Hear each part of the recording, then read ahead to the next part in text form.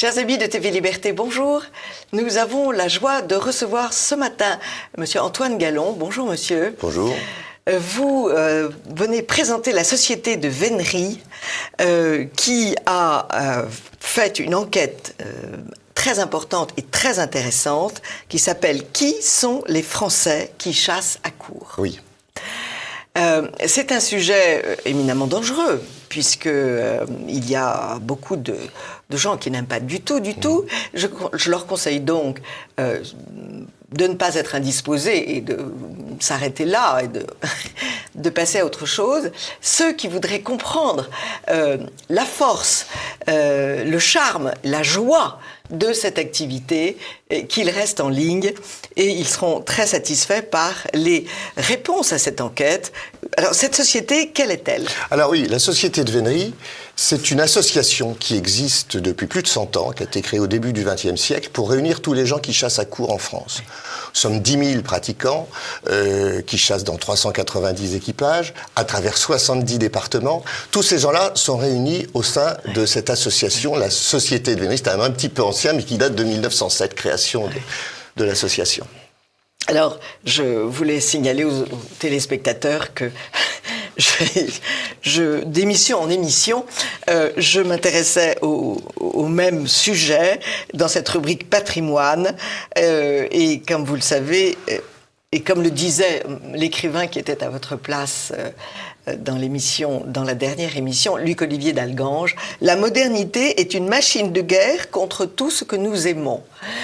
Et je trouve que cette explication est bonne pour expliquer toutes ces menaces, en fait, sur la chasse et sur la chasse à courre, qui traînent d'année en année. Vous résistez fantastiquement bien, beaucoup mieux qu'en Angleterre. En tout cas, vous avez prononcé le mot, la chasse à courre fait partie du patrimoine français, puisque c'est la mère de toutes les chasses. Elle a existé bien avant l'arme à feu, donc c'est dire bien avant le XIVe siècle, et ça a été, ensuite les règles fondamentales en ont été dictées sous François Ier.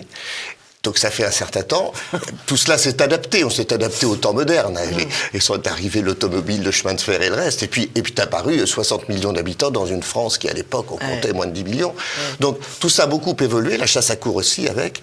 Mais c'est effectivement, il y a une valeur patrimoniale dans l'histoire, la culture française, mais aussi dans la relation des espèces. Et c'est sans doute la partie qui, aujourd'hui, étonne le plus nos contemporains. Puisqu'il s'agit de quoi ? Il s'agit de reproduire une forme de prédation naturelle où une proie est poursuivie par un prédateur. Alors ça, nos contemporains l'acceptent parfaitement si c'est en Afrique, si le lion attrape la girafe ou la gazelle, mais quand ça se passe sous nos latitudes, ils sont un petit peu plus surpris. Mais effectivement, patrimoine, on en fait vraiment partie.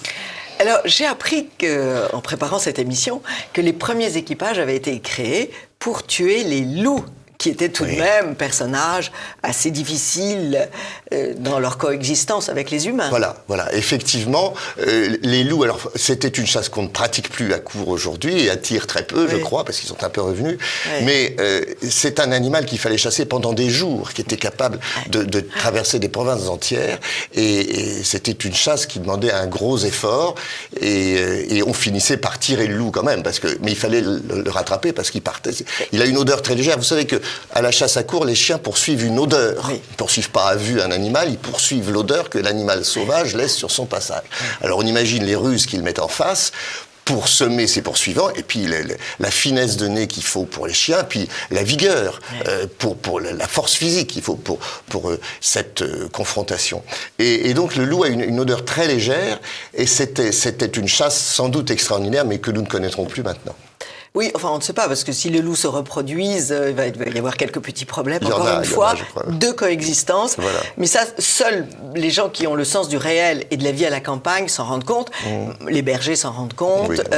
Puis un autre problème, c'est les sangliers qui massacrent toutes les vignes dans le sud-ouest, dans le sud-est. Enfin, Alors là, vous tombez sur la question effectivement assez fondamentale de la coexistence de la faune sauvage avec la vie des humains, la vie dans les villes, la vie dans les campagnes, de l'agriculture, de la sylviculture, de la circulation routière. Et il faut évidemment réguler toutes ces espèces pour que ces espèces sauvages puissent survivre dans un territoire de 550 000 habitants 550 000 km² et de 60 millions d'habitants. Oui. Donc, la chasse est une nécessité pour ça. Et la chasse à court en est une déclinaison à des modes. Mais c'est l'idée que je voulais mettre en valeur, c'est que il est nécessaire de réglementer le nombre d'animaux avec lesquels nous vivons. Sinon, ce sont les animaux qui gagnent et ça pose problème. Ces fondamentaux étant posés, votre enquête donc est extrêmement intéressante parce que vous montrez que les idées reçues sont nombreuses mais ne tiennent pas. Première réflexion, les femmes, c'est un milieu où les femmes sont tout de même 28%. Oui. Alors, il faut peut-être que je vous explique d'abord pourquoi est-ce qu'on a voulu faire cette enquête. Si vous voulez. L'idée était la suivante. Dès lors qu'on explique, comme vous venez de me le permettre, qu'on explique un peu ce qu'est le principe de la chasse à court, les gens le comprennent assez facilement. Mais il reste dans l'imaginaire populaire cette idée que c'est une chasse de privilégiés. Oui. Alors évidemment, il y a toutes les images d'Ancien Régime. Oui, non, c'est vrai que dans un monde socialiste, c'est pas bien du tout. D'une part, mais je dirais toute justement la peinture, la sculpture accrédite cette thèse parce que on voit le roi Louis XV en train de chasser dans la forêt de Marly, etc. Toute la culture qu'on a pu acquérir là-dessus montre que c'est quelque chose de complètement élitiste. Sauf que depuis 100 ans, ça a énormément évolué. On le disait, on le répétait, et on s'est dit maintenant que nous le disions, nous, visiblement, on n'est pas entendu, donc on a demandé au CSA de faire là-dessus une enquête objective. On a interrogé 25 000 pratiquants, amis de la chasse à court, 5 000 ont répondu, 20% de taux de retour, c'était pas si mal, pour dire mais pourquoi vous aimez la chasse, pourquoi vous suivez la chasse, voilà. Et donc il est apparu là-dedans, en effet, que 28% des pratiquants sont des femmes. Alors, bonne question. Je vous disais tout à l'heure, la chasse à tir, c'est 3% seulement des femmes qui pratiquent. Oui. Alors, je pense que l'arme à feu arrête un peu les femmes. Parce qu'à la chasse à court, on n'a pas d'arme à feu. Non. On court derrière nos chiens, à pied ou à cheval. Très peu de femmes... Qui tue l'animal à la fin. Et on ne tue que le cerf ou le sanglier, puisque le chevreuil, le lièvre, le lapin et le renard sont tués par les chiens, comme un chat tue une souris, de la même façon. Donc, l'acte final qui consiste à abréger la faim pour que, justement, l'animal, le cerf ou le sanglier ne souffre pas, c'est plutôt un homme qui l'accomplit, effectivement. Mais voilà, donc il y a toute cette dimension où l'arme à feu est quasiment inexistante. Donc ça, c'est déjà un point. Il y a de ce quoi la dimension sportive, et pour la moitié des veneurs, ça se pratique à cheval, puisque les animaux qui font du parcours, les sangliers, les cerfs, les chevreuils, on les chasse à cheval. Oui. Et bien là, on sait qu'il y a beaucoup de femmes qui sont cavalières. À la Fédération française d'équitation, il y a beaucoup plus de cavalières. De plus en plus d'ailleurs, oui. Voilà. De plus en plus, oui. Et donc c'est un deuxième élément qui permet de monter à cheval dans la nature, qui est un plaisir. Et vous soulignez qu'il y a, enfin le sondage explique qu'il y a 66% de gens qui suivent la chasse à pied, à vélo ou en voiture. Oui.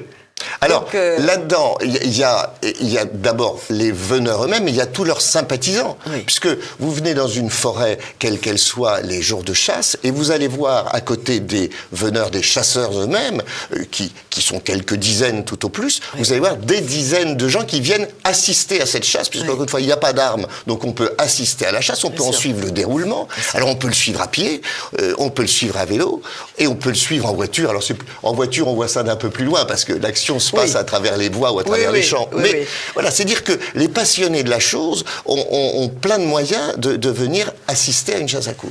Et pour en finir avec l'accusation d'élitisme, on voit que 62% des veneurs dépensent moins de 1 000 € par an pour leur passion. Ça, j'ai trouvé que c'était très intéressant. Alors, évidemment, vous ne mettez pas dans ce sondage ceux qui possèdent leurs chevaux. Parce que le coût de l'entretien d'un cheval... Quoique, si vous avez chez vous un pré, une écurie, etc., où il faut payer les ferrures et la nourriture, effectivement, ça reste assez modeste. Non, l'idée, c'est la suivante. C'est que c'est un peu comme sur les automobiles. Vous avez des voitures qui coûtent 200 000 € et vous en avez qui en coûtent 10 000. Voilà. Mais à la chasse à court, c'est pareil. On peut venir à participer à une chasse à court en payant très peu. Les cotisations, puisque on est tous constitués en association. Donc, les cotisations pour chasser dans un équipage de lièvres qui a peu de chiens, qui a peu de frais, c'est 300-400 €. Et si vous chassez le cerf où il y a beaucoup de chiens, où il faut louer des grands territoires, c'est plutôt 4 000 €. Oui, on est entre 400 et 4 000, voilà, pour mettre des chiffres précis.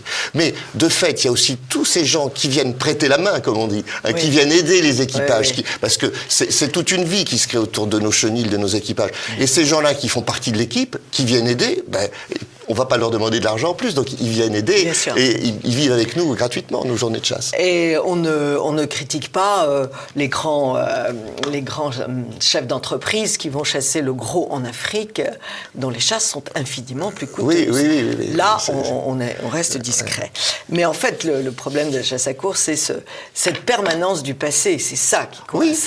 Dans un monde qui veut éradiquer, encore une fois, nos traditions. Oui, et nous, tout à la fois, on y reste très attachés à ce passé, mais ce passé qui va plus loin que dans l'Ancien Régime, hein, qui va il y a 20 000 ans, 30 000 ans, quand des animaux en poursuivaient d'autres, mais également dans une tradition plus moderne, on va dire, où on tient à ce que tout ça se fasse avec beaucoup de tenue. Si vous voulez, la tenue, la présentation des règles, quelque chose de très important. Les règles, il y a une éthique pour chasser à course. Vous pouvez faire n'importe quoi, mais à ce moment ça s'appelle plus de la chasse à course, ça s'appelle du braconnage. Il y a une éthique, il y a des règles morales à respecter. Des règles esthétiques. De vêtements. Exactement. On est très sensible à la tenue. Qui ne sont pas désagréables. Tout ça fait, cet ensemble-là fait que c'est un beau spectacle. Voilà. Et effectivement, j'invite tous les gens qui nous regardent aujourd'hui à pousser la porte, parce que on chasse dans 70 départements de France. Donc, il y a un équipage pas très loin de chez vous. Et on est très accueillant parce qu'on a besoin d'expliquer. Vous disiez, la société moderne, on est un petit peu en décalage face à la société moderne. Sauf que, dès lors qu'on nous donne l'opportunité d'expliquer, dès lors qu'on vient nous voir dans nos chenilles, mais c'est pas du tout ce que j'imaginais, c'est très différent. Et voilà, les gens ont besoin qu'on leur explique, on l'a compris, et donc on explique. Vous êtes parfait. Ce que j'ai appris aussi, c'est que la vénerie du lièvre est la plus répandue. Oui, c'est là où il y a le plus grand nombre parmi nos près de 400, 390 équipages, c'est là où on compte le plus d'équipages, un peu plus de 100, et là où les équipages de cerfs dont on parle tout le temps sont 3 fois moins nombreux. Donc, alors ça a été un truc merveilleux parce que ces équipages se sont multipliés, il n'y a pas besoin de beaucoup de chiens, je vous le disais.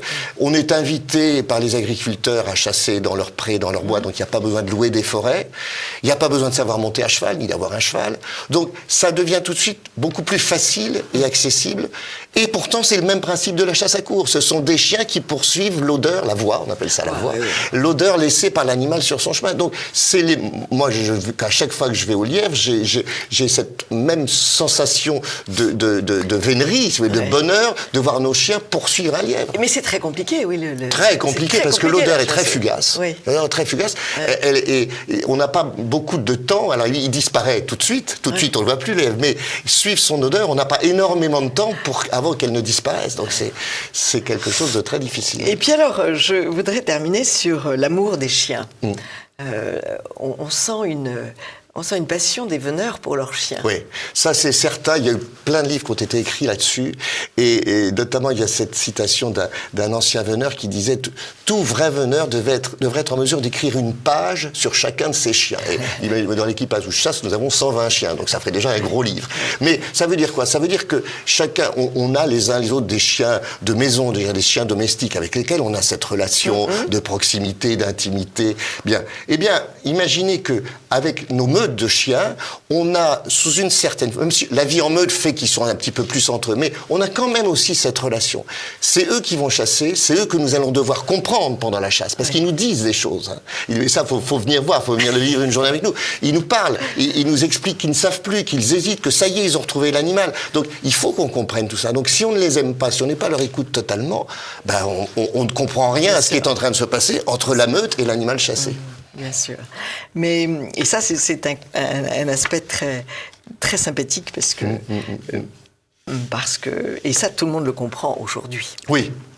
Puisqu'il y a même des femmes qui veulent remplacer le bébé par le chien. Donc, si vous voulez... Ça arrive. ça peut arriver. Du moment qu'on parle de l'amour des chiens, vous allez gagner des âmes. Mais c'est notre combat tout le temps, parce que, encore une fois, dès lors qu'on explique, les gens acceptent. Ne deviennent pas tous des aficionados, je ne vais pas vous dire ça, mais on comprend mieux alors. Et vous arrivez à maintenir les écolos forcenés qui vous mettent des barrages et qui... Je pense qu'ils ont montré toutes les outrances dont ils sont capables.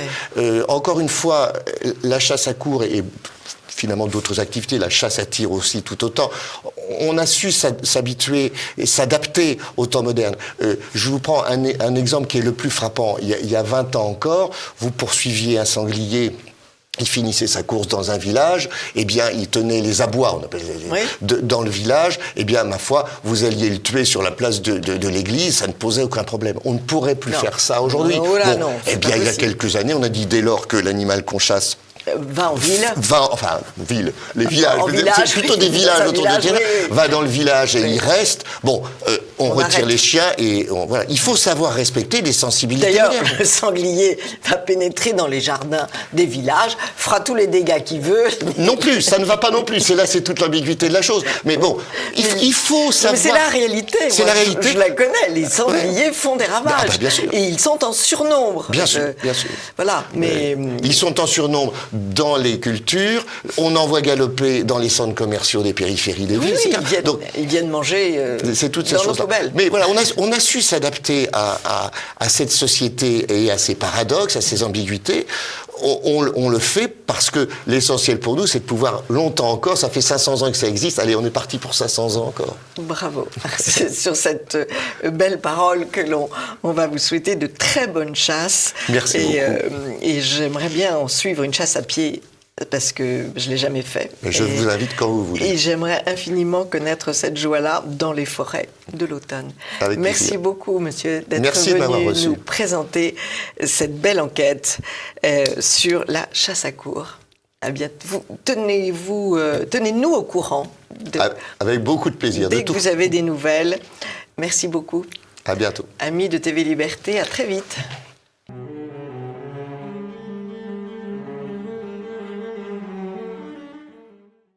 Chers amis de TV Liberté, bonjour. Nous avons la joie de recevoir ce matin un habitué de cette émission, Laurent Dandrieux, rédacteur en chef culturel de Valeurs Actuelles. Bonjour Laurent. Bonjour Anne. Et qui nous a aidé beaucoup dans des émissions de cinéma qui vous manquent, je le sais, chers amis de TV Liberté, mais je vous ai déjà dit que le nombre de films merveilleux à voir ayant diminué, je n'ai plus l'objet de traiter pendant 15 minutes des films dont on dirait du mal. Et j'ai l'appui de Laurent. C'est vrai, je suis assez d'accord avec ça. Malheureusement, la qualité des films depuis quelques années est en chute libre. Et puis les sujets nous ennuient. Et comme ce sont des activités parfaitement bénévoles, on ne peut pas les s'enquiquiner et dépenser de l'argent pour voir des films. Donc, nous allons traiter ce matin deux actualités de Laurent.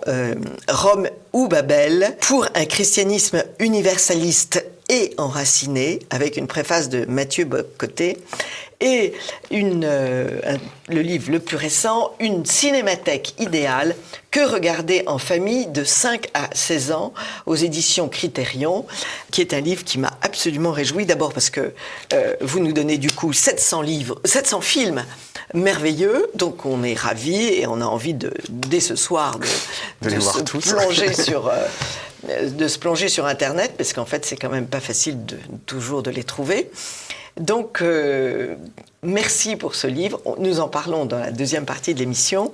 Et nous allons commencer par Rome ou Babel. Ce titre est très amusant. J'espère surtout qu'il est pertinent. Et c'est pour ça que j'ai choisi Babel comme illustration. Je rappelle aux téléspectateurs que j'ai beaucoup aimé deux en particulier de vos livres. Bon, tous vos livres sont importants, mais il y a bien sûr le dictionnaire passionné du cinéma, qui a été très très connu. Vous avez fait un portrait de Woody Allen, portrait d'un anti-moderne. Et il y a deux livres que j'ai beaucoup aimés. C'est La Compagnie des Anges, Petite vie de Fra Angelico, aux éditions du Cerf. Et un livre très littéraire, La Confrérie des Intranquilles, 21 portraits en tout, aux éditions de l'Homme Nouveau. Ça aussi, c'est un livre très très beau sur les écrivains qui demeurent intranquilles. Alors, vous avez depuis longtemps trouvé que Rome, finalement, n'était plus dans Rome. Est-ce qu'on peut dire ça comme ça?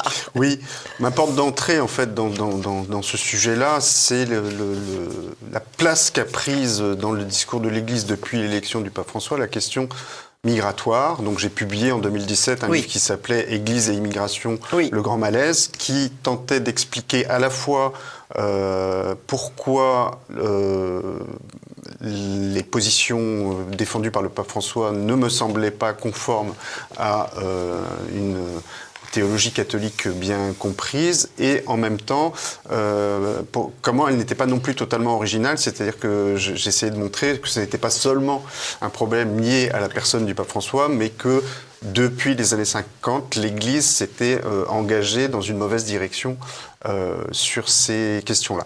C'était un livre qui était très... où j'essayais effectivement de théoriser un peu la chose, mais c'était très axé sur ce sujet brûlant d'actualité qui était l'immigration. Et là, avec Rome ou Babel, j'ai essayé de remonter à la matrice intellectuelle de ce problème. Pourquoi est-ce que l'Église a fait ces mauvais choix sur les questions d'immigration de masse? Et il m'a semblé que la racine intellectuelle du problème, c'était le fait que l'Église avait dévié dans sa conception de l'universalisme chrétien, qui était de plus en plus contaminé par le mondialisme. Si je peux poser très rapidement les termes du problème, l'universalisme chrétien, c'est cette idée que tous autant que nous soyons sur cette planète, malgré nos différences de culture, d'histoire, de tradition, de religion aussi parfois, eh bien nous sommes partie prenante d'une même humanité. Même peuple de Dieu. Nous sommes un même peuple de Dieu parce que nous partageons la même paternité divine qui fait, que nous le sachions ou non, qui fait de nous tous des frères. C'est une unité, mais qui est une unité purement spirituelle et qui ne nie absolument pas la diversité des peuples et des cultures. Le mondialisme, au contraire, c'est l'idée d'arriver à un seul peuple, une seule culture, une même langue. C'est même jean. Et un même jean, et un même fast-food. Et c'est la résurgence, en fait, du vieux mythe de Babel, évidemment. D'où ce titre, Rome ou Babel, parce que je pense que la vraie réponse au mondialisme, c'est l'universalisme chrétien, que l'universalisme chrétien, pour reprendre la formule de Chesterton, que le mondialisme, pour reprendre la formule de Chesterton, est un universalisme chrétien devenu fou, et que donc il s'agit non seulement de mettre en valeur cet universalisme chrétien, mais aussi de mettre en garde l'Église elle-même contre cette tentation de basculer de cette tradition romaine vers la tentation de Babel. Vous citez Chesterton, et ce que j'aime infiniment dans son livre, c'est bien sûr vos développements qui sont passionnants, mais c'est la profusion des citations et l'excellence de leur choix. Chesterton, dans une cathédrale gothique, les colonnes sont toutes différentes, mais elles sont toutes nécessaires. Chaque pilier semble être un pilier accidentel et fantastique. Chaque contrefort est un arc-boutant. Le patriotisme est un parfait exemple de cet équilibre délibéré entre deux outrances. L'instinct de l'Empire païen aurait dit « Vous serez tous citoyens romains et vous vous ressemblerez tous ». Que l'allemand devienne moins lent et moins respectueux, le français moins habile et moins vif. Mais l'instinct de l'Europe chrétienne dit que l'allemand reste lent et respectueux, de sorte que le français reste vif et habile en toute sécurité. De ces excès, nous tirerons un équilibre. L'absurdité qu'on appelle Allemagne corrigera l'insanité qu'on appelle France. C'est quand même très amusant. Oui, ça, c'est du Chesterton tout craché. C'est du Chesterton, mais très c'est paradoxal très joli. Et très profond. Chaque peuple a sa couleur, chaque peuple a son identité, chaque peuple. Mais ce qu'il y a d'amusant, c'est que j'ai immédiatement pensé nous sommes tous frères en Dieu. Bien sûr. Nous ne sommes pas frères dans la réalité, sur Terre. Mais il y a une autre idée qui se propage. Nous sommes tous égaux. Oui, aux yeux de Dieu. Oui. Mais nous ne sommes pas tous égaux sur Terre. on n'est pas tous égaux et puis surtout on n'est pas tous semblables. Et je pense qu'il y a une semblables, tentation aujourd'hui, y compris dans l'Église, de passer de l'idée de fraternité à l'idée, de passer de l'idée que nous sommes tous frères à l'idée que nous sommes tous semblables et donc tous interchangeables. Et donc, comme l'a dit récemment le pape François dans l'avion lors de son voyage de retour de Marseille, eh bien si un village italien est vide, eh bien on va y mettre des Africains pour le remplir et ça ne changera rien parce que Africains, Italiens, c'est tous la même, tout ça c'est la même chose et il n'y a aucune différence.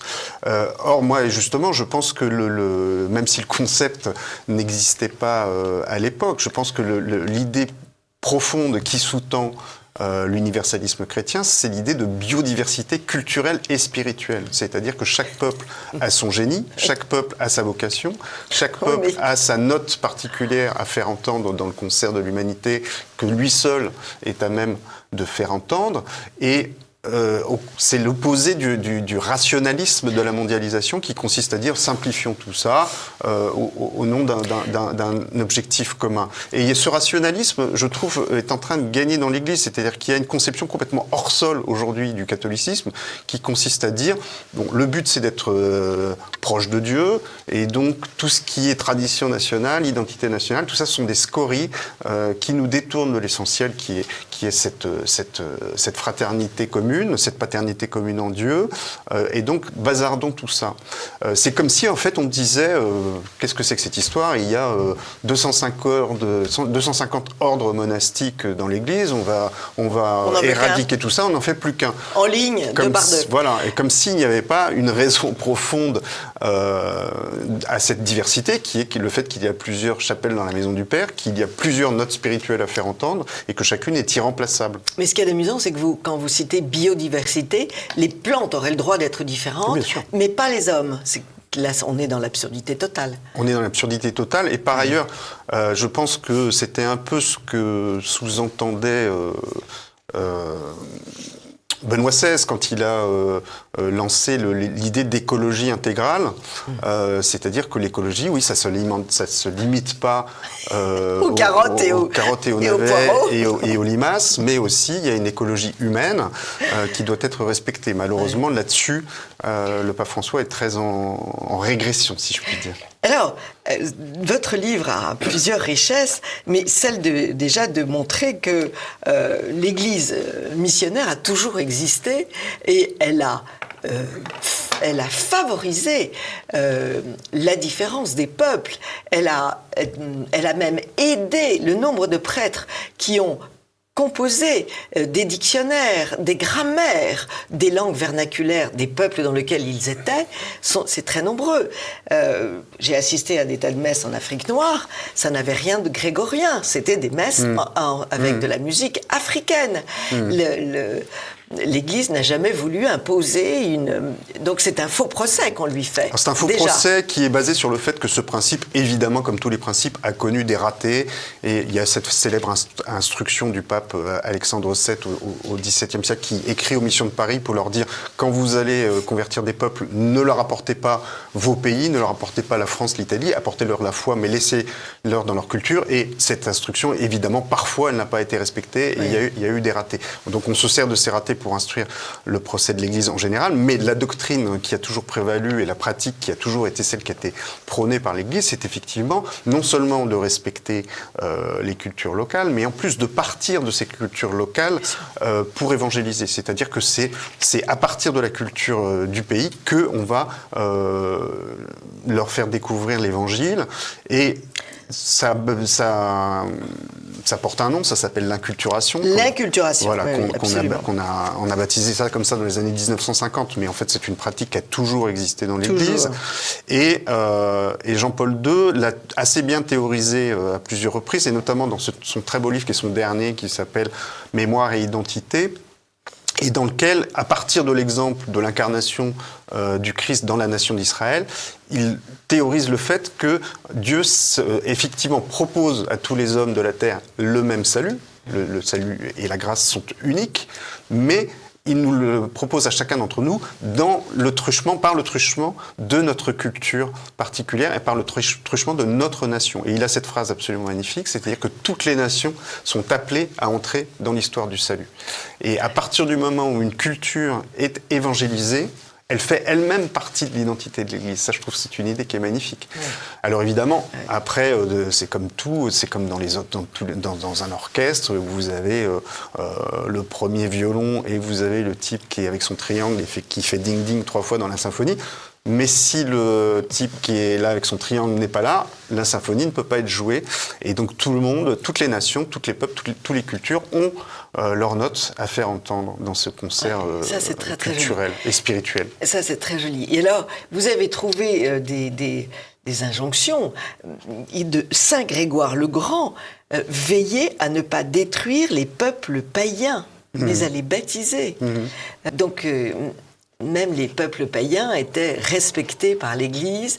Et... En fait, c'est vraiment comment dire, il y a une cohérence formidable avec la théologie de l'incarnation. C'est-à-dire quand on dit que le catholicisme, le christianisme est la religion de l'incarnation, on pense évidemment à l'incarnation de Jésus-Christ qui s'est fait homme. Mais ça a un sens beaucoup plus large, c'est-à-dire que l'incarnation, c'est aussi reconnaître que nous avons besoin de médiation culturelle, que nous avons besoin d'être incarnés, enracinés dans une terre particulière, dans une culture particulière, dans une tradition particulière, et que tout ça est nécessaire non seulement pour notre vie humaine, mais aussi pour notre vie spirituelle. C'est-à-dire que la spiritualité que nous devons avoir en tant que chrétiens est aussi une spiritualité enracinée. C'est-à-dire qu'il y a une manière française de prier, d'être catholique. Il y a une manière allemande, il y a une manière colombienne de comprendre la relation à Dieu. Et toutes sont nécessaires et sont utiles. Vous citez Christopher Lasch, le déracinement déracine tout, sauf le besoin de racines. Oui. J'aime bien cette idée de continuité. C'est-à-dire que c'est vraiment un besoin qui est très profondément enraciné en l'homme, c'est le cas de le dire. Mais c'est pas seulement un besoin humain, effectivement. La philosophe Simone Weil disait que c'était un des besoins les plus fondamentaux de l'âme humaine. Donc c'est aussi un besoin de l'âme. C'est-à-dire qu'on peut pas avoir une vie spirituelle équilibrée si on n'est pas enraciné. Ça, c'est le très beau livre de Simone Weil dont vous parlez souvent. L'enracinement. Et l'enracinement. Saint François de Sales disait « Je suis essentiellement savoisien et moi et tous les miens et ne saurait jamais être autre chose. » C'est clair, net et précis. Voilà. Vous mettez à notre portée des textes anciens complètement inconnus. La lettre à Diocnète, alors là, qui est précieuse, cette lettre à Diocnète. C'est le plus ancien écrit chrétien dont on dispose. On l'appelle la lettre à Diocnète parce qu'on ne sait pas qui l'a écrite, on connaît juste le nom du destinataire. Donc on est au IIe siècle. Oui. Et c'est un texte qui pose la question de savoir comment on doit être chrétien dans le monde. Est-ce que le fait d'être chrétien fait que finalement nous sommes étrangers à cette terre, puisque notre vraie patrie est dans le ciel, ou au contraire, est-ce que malgré ce fait-là, est-ce que malgré tout nous sommes solidaires des sociétés dans lesquelles la Providence nous a placés? Et c'est évidemment la réponse qu'il donne. C'est très étonnant parce que ce texte qui a été publié récemment dans un volume de la bibliothèque de la Pléiade sur les premiers écrits chrétiens, il figure aussi aujourd'hui encore parmi les textes de référence que vous trouvez sur le site internet du Vatican. Donc ça a été écrit au IIe siècle, mais ça reste d'une actualité c'est fantastique, brûlante. Cette durée, cette permanence, Alors, je ne le lis pas parce qu'il est très long, et puis parce que il faut absolument, chers amis, que vous achetiez ce livre, parce qu'il va vous rassurer et vous conforter et vous venger un peu de beaucoup de sonneries que l'on entend tous les matins. Sur les chrétiens qui ne sont pas fraternels. Voilà, vous trouverez... Alors, on trouve aussi les textes de saint Thomas d'Aquin sur la politique et la société. Alors là, je ne connais pas bien mon saint Thomas d'Aquin, il faut que je me corrige, mais il y a des trucs... Des choses extraordinaires. La fin ultime d'une multitude rassemblée en société est de vivre selon la vertu. Là, je ne sais pas ce qu'on est, mais on n'est plus une société, du coup. Mais oui, la réflexion politique de saint Thomas d'Aquin est passionnante parce qu'elle montre évidemment que le but de toute activité humaine, et donc le but de la politique aussi, c'est de nous amener à faire notre salut. Oui. Mais pour autant, on ne peut pas l'envisager du tout d'une manière, comme c'est trop souvent dans l'Église aujourd'hui, on ne peut pas envisager ça d'une manière, on ne peut pas l'entendre d'une manière individualiste. C'est-à-dire que pour lui, le bien commun de l'homme et le bien commun de la société dans laquelle il vit sont absolument imbriqués et indissociable. Et ça, je pense que c'est une réflexion qui est très importante parce qu'aujourd'hui, justement, on a complètement perdu dans l'Église le sens du bien commun collectif. Et notamment, quand le pape François parle d'immigration, il parle toujours de phénomènes individuels. C'est-à-dire que nous devons accueillir chaque migrant comme une personne. Alors certes, chaque migrant est une personne et on doit la regarder comme une personne. Mais le problème, c'est que quand ils arrivent par dizaines ou centaines de milliers, eh bien, ça devient un phénomène collectif et que si on s'interdit de le penser comme tel, eh bien, on est complètement aveugle aux conséquences économiques, sociales, culturelles et même religieuses de ces migrations de masse qui sont pourtant... Et à leur propre malheur. Et à leur propre malheur, bien Parce sûr. que les faire quitter leur terre... Et au malheur des pays dont ils viennent aussi. Les faire quitter leur terre est tout de même pas une chance pour eux. Et ni pour leur pays d'origine. Ni pour leur pays d'origine. Mais ça... ça, c'est vrai, quand on n'a jamais quitté son coin et qu'on n'a jamais on n'a jamais été dans un village africain, ils ne savent pas que dans les villages africains, on dit aux enfants « Ne partez pas, c'est ici que vous êtes bien ». Je l'ai vu, ça, à 200 km de Dakar, un instituteur faire comprendre à ses enfants que leur salut n'était pas en Europe. La réaction est très grande. C'est le grand enjeu des décennies à venir. Oui, c'est le grand enjeu. Vous êtes très aidé par le cardinal Sarah, qui est tout de même... qui a une compréhension des choses et une... Et je dois dire que sur ces sujets-là, et notamment sur le sujet de l'immigration, malheureusement, il y a assez peu de prélats qui osent, dans le contexte actuel du pontificat de François... Lui peut parce qu'il est noir. Donc, généralement, effectivement, ceux qui ont des positions courageuses sur ce sujet-là sont généralement africains. C'est ça qui est ennuyeux. Il faut quand même souligner le côté restrictif du débat actuellement. Si vous n'êtes pas noir, vous n'avez pas le droit de dire ce que dit le cardinal Sarah. En tout cas, vous êtes plus audible si vous l'êtes. Son texte est tout à fait... Alors, pour ceux qui ne l'auraient jamais entendu, je vais lire ce texte.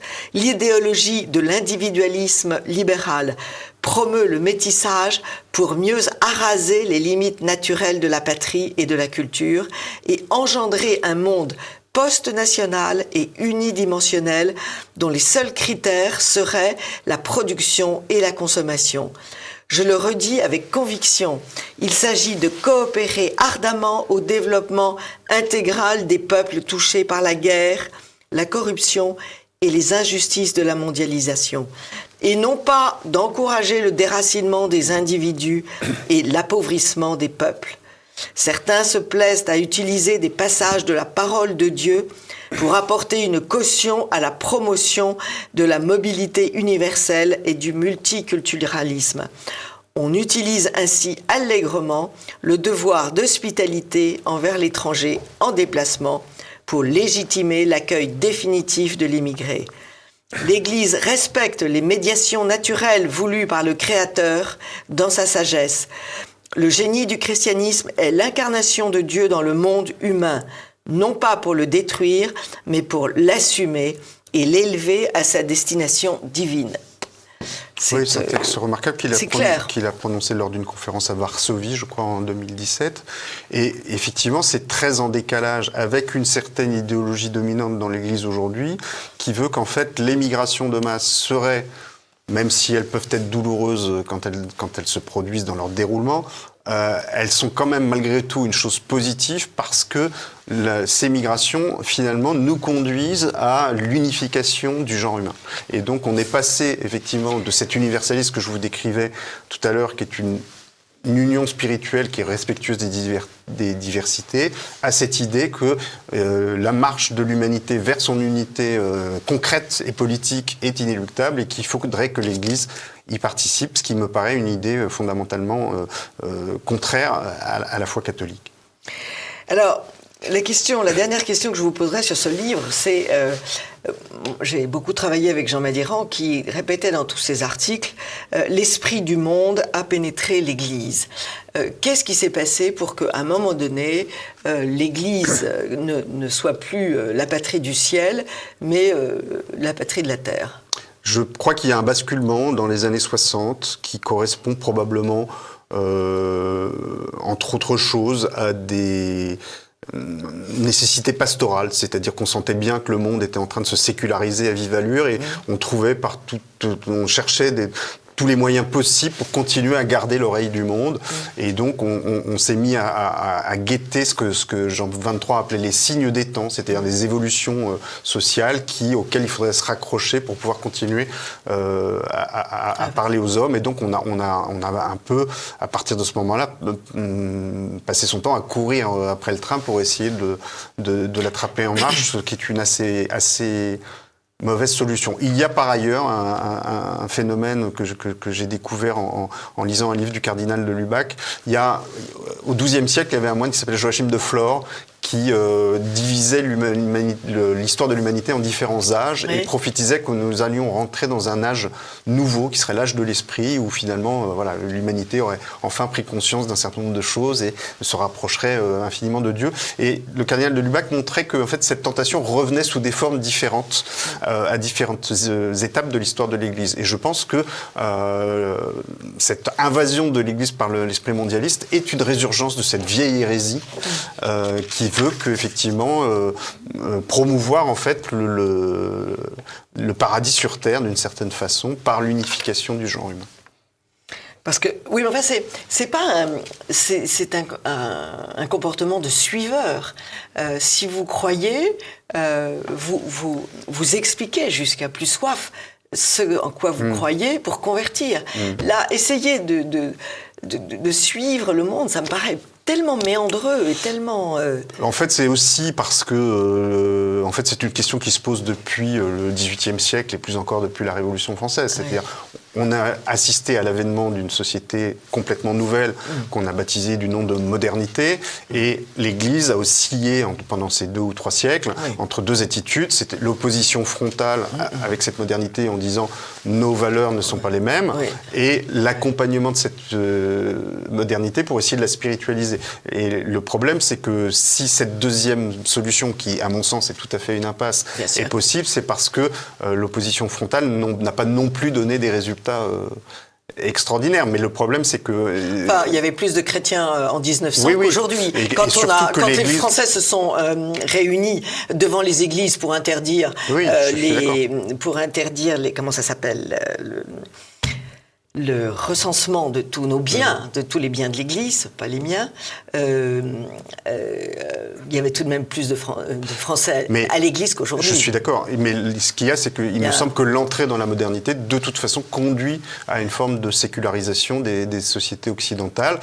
Et après, c'est fait jour de la tentation de lutter contre cette sécularisation en accompagnant le mouvement, ce qui, à mon avis, n'a fait que l'accélérer, au contraire. Absolument, absolument. En tout cas, merci pour ce livre très, très, très profond, très juste. Et encore une fois, c'est un élément de combat, parce que vous donnez... vous rassurez les gens, parce que certains catholiques se lèvent le matin en disant « Zut, je n'aime pas mes frères ». Eh bien non, vous faites un travail de très très belle facture. Merci beaucoup pour ce livre « Rome ou Babel » pour un christianisme universaliste et enraciné chez Artege. Et maintenant, nous passons à un sujet plus léger, une cinémathèque idéale que regarder en famille de 5 à 16 ans. Et on s'aperçoit qu'il y a une quantité de films. Alors, 700 livres que vous avez tous vus, 700 films... Que j'ai tous vus et tous appréciés. C'est-à-dire que c'est des films qui, y compris ceux qui sont destinés à un public très jeune, et notamment les dessins animés, c'est des films qui peuvent être appréciés aussi par les adultes, pour peu qu'on ait gardé un peu une âme d'enfant, ce qui, je pense, parce que je l'espère est mon cas. C'est évident, le propre d'un bon film, c'est que...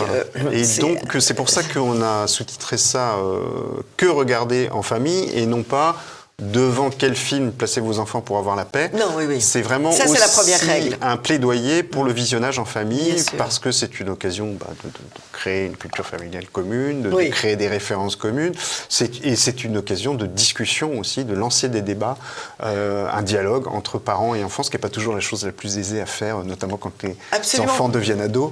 Absolument. Et en plus, c'est une façon d'expliquer l'image. Parce que laisser un enfant... C'était le patron de Rock qui disait ça. Laisser un enfant face à un film où il peut y avoir des violences, c'était lui faire une blessure. Parce qu'il fallait être à côté de lui pour lui expliquer, pour...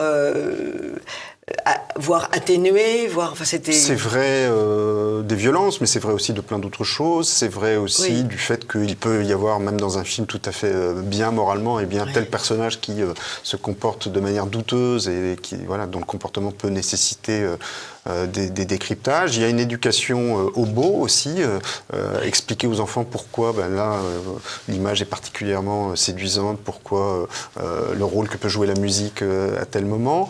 Il y a une explication... J'ai une théorie, c'est que le beau s'impose. On n'a même plus besoin quand vous montrez à des enfants de belles scènes de cinéma, de beaux tableaux, ils sauront instinctivement ce qui est beau et ce qui ne l'est pas quand ils seront grands. Oui, mais ça peut être intéressant aussi de leur expliquer pourquoi c'est Bien beau. sûr, et puis peut-être aussi de leur faire remarquer que, tiens, telle scène, vous avez vu les éclairages, la composition.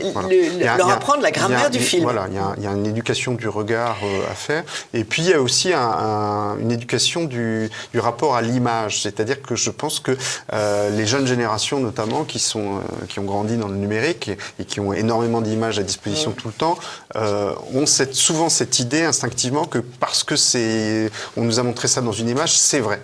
Et donc il y a tout il y a toute une éducation à faire sur le rapport des images à la vérité et la manipulation possible des images. Alors, ce qui est amusant, c'est que vous fractionnez les choix, alors par les âges, mais aussi par les thèmes.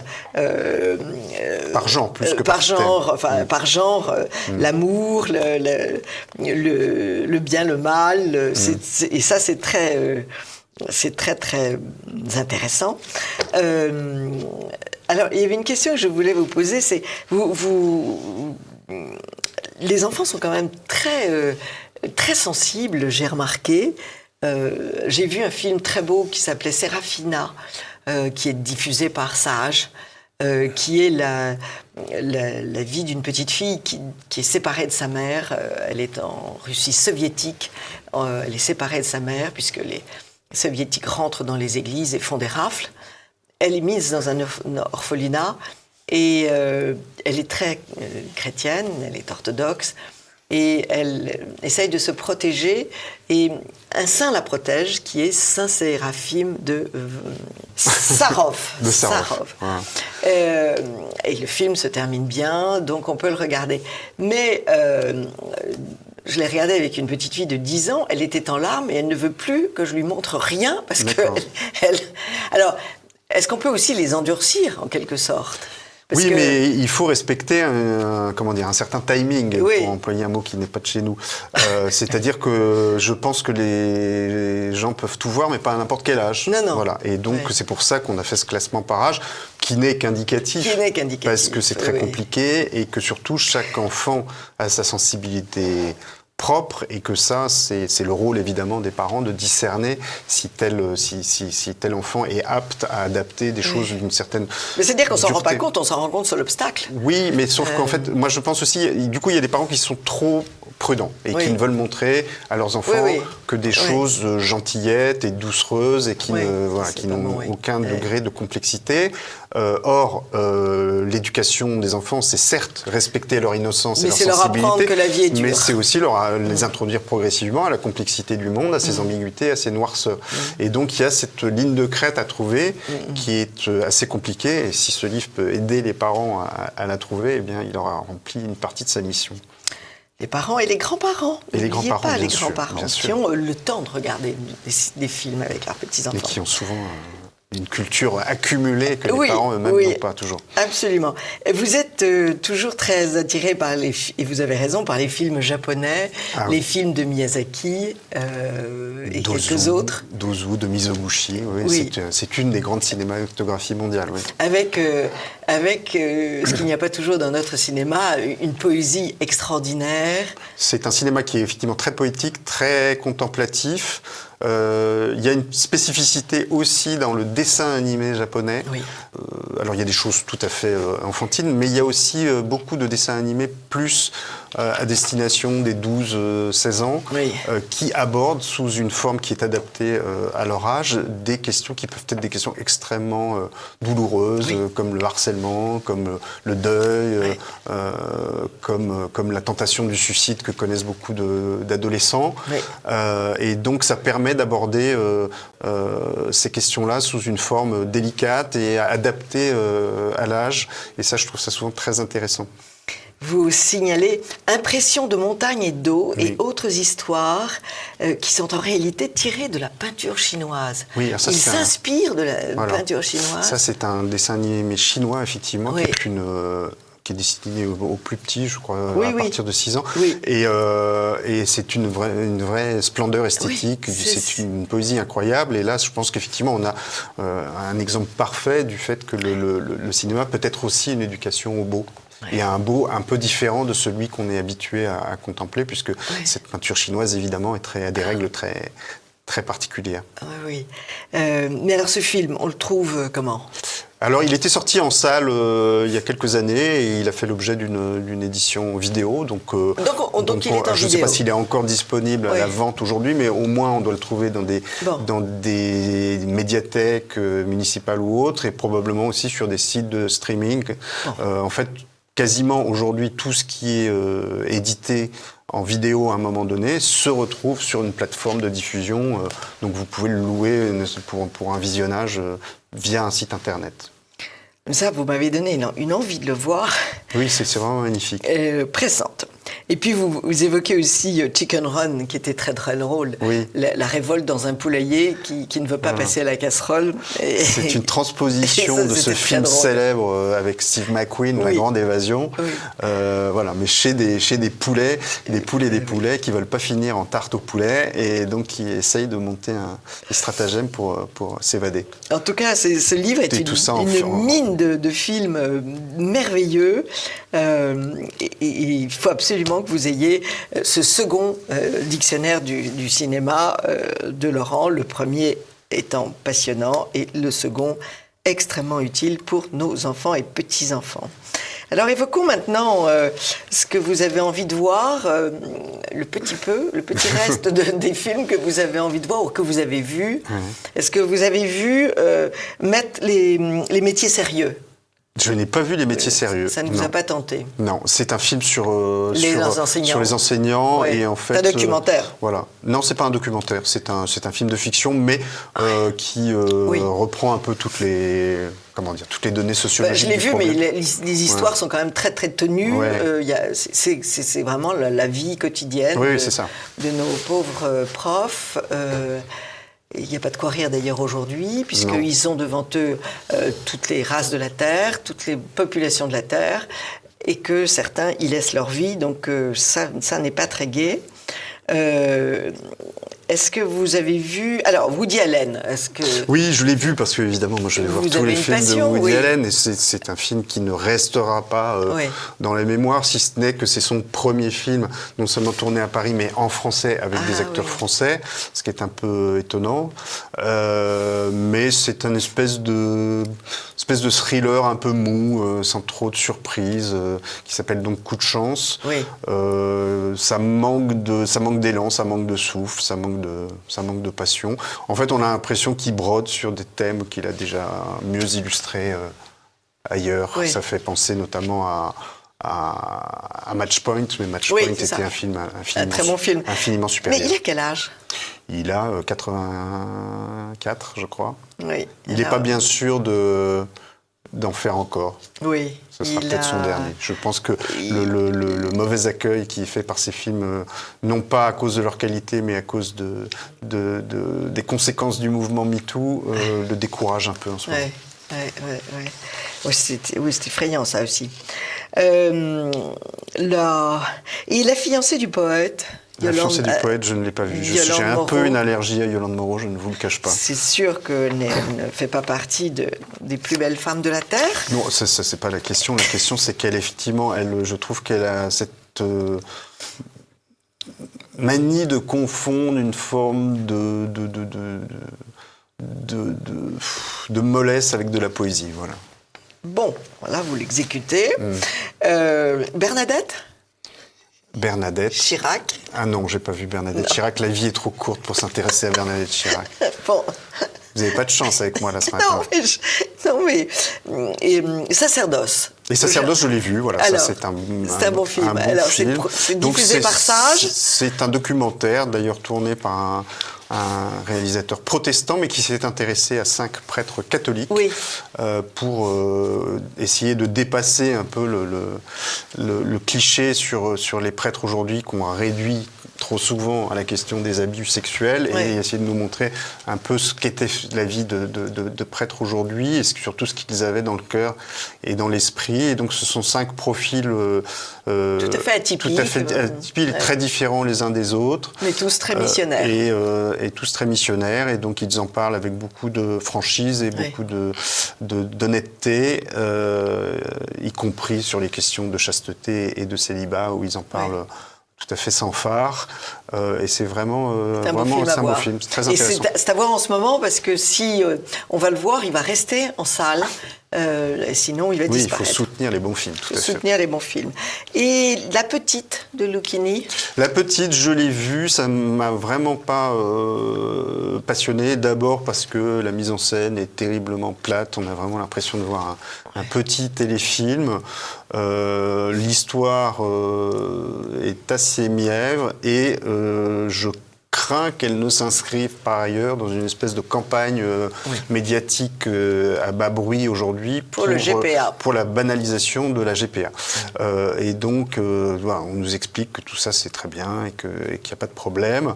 Et c'est assez triste de voir Fabrice Lucchini embarqué là-dedans et lui-même n'a pas l'air de trop y croire. Et je le trouve d'ailleurs, pour une fois, assez mauvais dans ce film-là. Ah oui. Et notamment, il y a quelque chose qu'il aime beaucoup faire et qu'il fait souvent dans ses spectacles. Il est là à parler de Céline ou de La Fontaine et tout à coup, il se met à les mettre en rap. Et ça peut être très drôle. Oui. Et là, tout à coup, il y a une scène où il doit dire quelque chose à quelqu'un qu'il a un peu de mal à dire. Et donc, pour que ça sorte mieux, il le fait en rap. Et c'est très, très, très mauvais. C'est ridicule. Donc, voilà, il est vraiment pas bon, là. Malheureusement. Et comment expliquez-vous cette prégnance du woke, c'est-à-dire en fait du totalitarisme, de cette idéologie C'est assez simple, c'est-à-dire qu'à la base... vous n'êtes pas financé si vous ne dites... Non, mais déjà, il y a une question de conformité idéologique, c'est-à-dire que le milieu du cinéma est ce qui se fait de plus gauchiste, c'est difficile d'imaginer plus gauchiste que ça. Et en plus, c'est un milieu terriblement conformiste qui veut toujours aller dans le sens du vent. Et donc le sens du vent, aujourd'hui, c'est celui-là. Je vous laisse la responsabilité de ce propos. Le sens du vent, c'est celui-là. Donc ils sont complètement gagnés par ça. Ensuite, oui, il y a des questions... de financement, oui, c'est effectivement plus facile d'avoir des financements si vous introduisez certaines problématiques inclusives, comme on dit aujourd'hui dans vos scénarios, oui. Eh bien donc, allez au théâtre, je vous signale... Et acheter des DVD aussi. Et acheter des DVD, vous avez raison. Moi, je peux en signaler un ou pas? Oui, allez-y. Oui. Un très joli film irlandais qui, pour moi, est le meilleur film de 2023, qui s'appelle The Quiet Girl. C'est l'histoire d'une petite fille mal aimée qui, tout à coup, dans une famille d'adoption, va découvrir le bonheur d'être aimée. Et c'est un film tout à fait bouleversant et ça vient de sortir en vidéo. Oui, oui, c'était à l'affiche il n'y a pas longtemps, mais ça a disparu très vite. Oui, ça a disparu très vite. Et puis retourner au théâtre, chers amis de TV Liberté, j'ai vu La culotte d'Anouilh au théâtre de l'Athénée. Malheureusement, ça ne se joue déjà plus. Si, ça se joue dans les théâtres en province. Ah, c'est parti en tournée, très bien. Ça s'est joué la semaine dernière à Versailles, et c'est une pièce très très marrante. C'est du Anouilh des 10 dernières années de sa vie. C'est l'avant-dernière pièce, c'est son avant-dernière pièce. Vous l'avez vu, non? Je l'ai vu, c'est extraordinaire, c'est très drôle, c'est remarquablement mis en scène de manière très malicieuse et intelligente. Alors, on imagine le procès d'un homme par sa femme. C'est sa femme qui le dénonce. Cet homme qui s'est mal comporté et qui aurait fait un enfant à la bonne. Rassurez-vous, ce n'est pas lui qui lui a fait, puisque l'enfant est noir, donc l'honneur de cet homme. Mais le problème, c'est que l'homme est, comme Saint-Sébastien, attaché les bras dans le dos à une colonne, et on ne lui libère la main, que pour écrire son article dans le Figaro, parce qu'en fait, cet homme-là... C'est ça qui fait bouillir la marmite. Écrit dans le Figaro, et il est aussi de l'Académie française. On sent quand même un Anouilh déchaîné contre son temps. Oui, mais ce qui est drôle, c'est qu'en plus, c'est plus notre temps. Absolument. Que son temps, c'est une dimension prophétique, parce que l'une des premières scènes voit sa femme, donc l'oblige, ligotée à son poteau, à faire son autocritique, et exige qu'il répète après elle « Je suis un porc ». Oui. Ça, on était on y est. En 1978 et en 2023, on y est. Oui, donc retourner au théâtre. L'Athénée a toujours de très bons programmes. Il va y avoir un spectacle sur la vie de Anna Magdalena Bach et son mari, le grand Bach. Donc je pense que ça va être quelque chose de très beau à voir. Donc il faut retourner au théâtre. Et je trouve que les pièces de théâtre les sujets des pièces de théâtre sont infiniment mieux, plus attirants qu'ils ne l'étaient par le passé. Donc, je ne sais pas, il y a une espèce de descente du cinéma et une montée du théâtre. C'est bien, parce qu'en fait, le théâtre... Dieu vous entende. C'est l'art des arts. Merci beaucoup, Laurent Drieux, pour ces 2 livres fantastiques. Une cinémathèque idéale que regarder en famille de 5 à 16 ans et Rome ou Babel chez Artege, avec une très bonne préface de Mathieu Boccoté. À bientôt, Laurent Drieux. Chers amis de TV Liberté, à très vite.